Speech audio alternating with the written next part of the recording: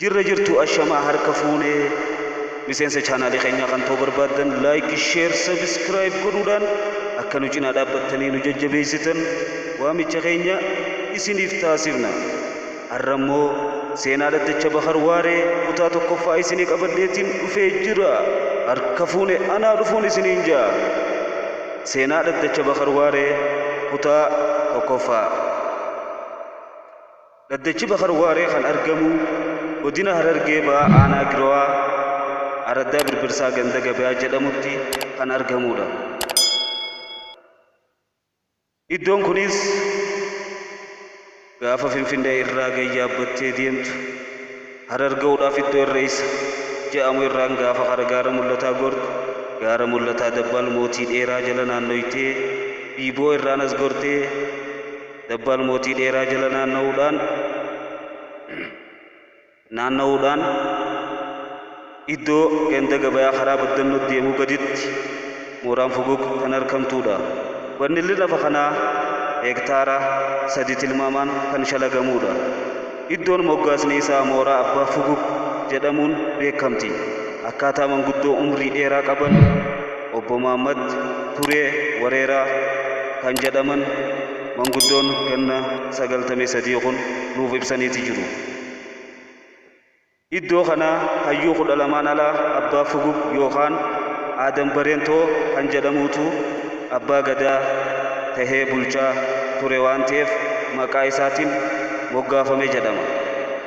Duraan qubsufti Abbaa Fugug Araddaa Mojoo Sadee iddoo teessu Araddaa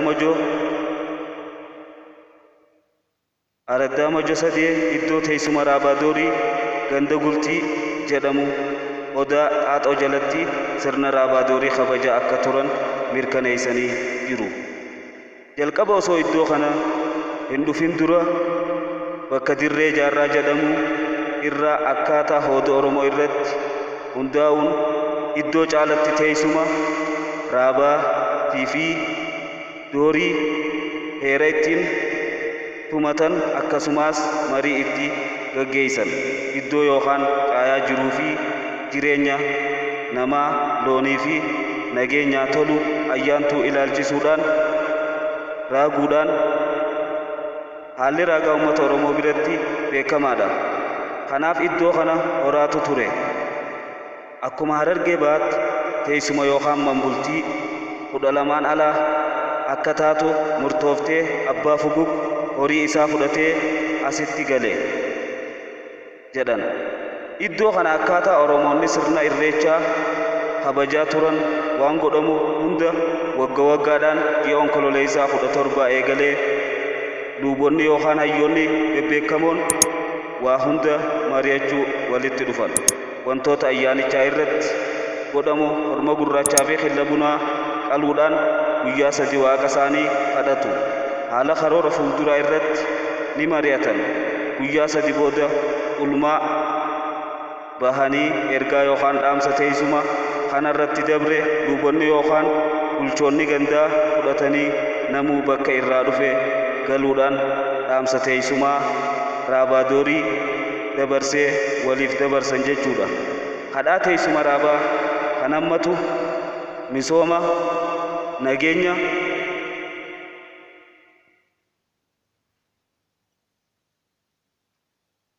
balaa dhukkubaa irraa hormaata namaa fi sa'aa kan kana fakkaatan yommuu ta'u, adeemsa buna qalaa kana keessatti barri dhufu kan akkamii hongee rakkoo waraana dhukkuba hormaata namaa sa'aa ilaalchisee waan mudachuuf jiraatu akkasumas waan buna qalaa fi urjii ilaaluu irraa beektonni ragaa isaanii keessatti hubatan hunda wal bira qabuun dhimmoota ijoo miicanii micciiranii cuunfaa akka waliigalaa waan irra waliigalan irratti murtii dabarsuu fi yaada furmaataa lafa kaayyachuun teessumti obbaati.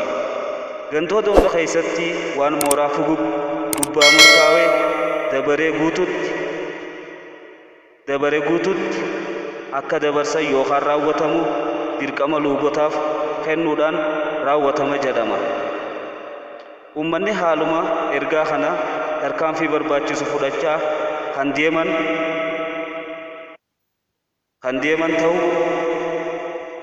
deeman ta'uu fudhachaa kan deeman ta'uu qorannaa keenyaan cimsaatii tokkummaa fi dammaqinaan of eeggannoo godhaa jechuudha. Yoo bitatan